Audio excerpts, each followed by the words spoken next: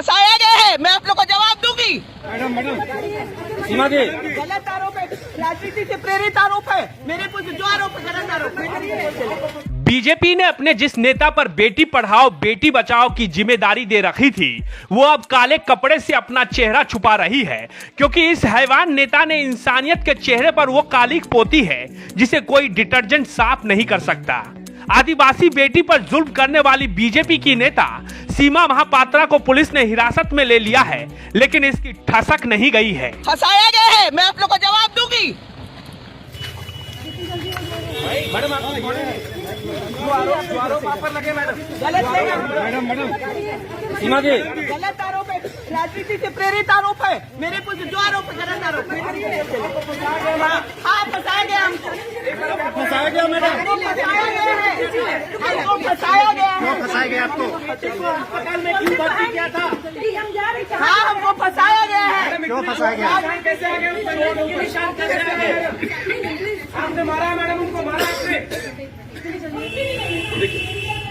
हमेशा मेकअप से लदी रहने वाली सीमा महापात्रा आज काले कपड़े से मुंह छुपाती हुई नजर आ रही है। इसने आदिवासी बेटी के साथ जो किया उसकी कहानी आपको पहले ही दिखा चुके हैं। बीजेपी ने इसे पार्टी से बाहर कर दिया है, लेकिन सवाल यह है कि बीजेपी के बड़े नेता इस मामले पर चुप्पी क्यों साधे हुए हैं? कोई ट्वीट क्यों नहीं कर रहा? कोई सवाल क्यों नहीं पूछ रहा? झारखंड की आदिवासी बेटी के साथ जो हुआ उसे आपने पहले ही देख लिया है।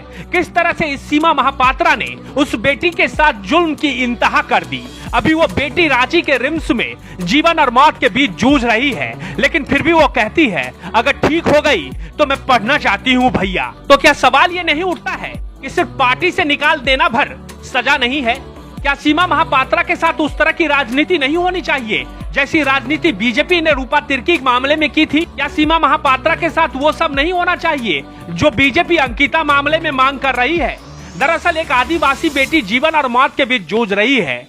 क्या पता कल क्या हो। हम तो भगवान से यही मनाएंगे कि वो बेटी स्वकुशल अपने घर लौटे और अपने सपनों को पूरा करे, लेकिन बीजेपी को एक बार जरूर अपने आईने में झांकना चाहिए। सालों तक उसके पार्टी के एक नेता एक आदिवासी बेटी को अपने घर के भीतर कैद करके रखती है, उसके ऊपर जुल्म करती है और बाहर आकर वो कहती है कि वो बेटी पढ़ाओ बेटी बचाओ आंदोलन की कन्वेनर है। भारतीय जनता पार्टी भी उसे आगे करके कहती है कि ये हमारा चेहरा है।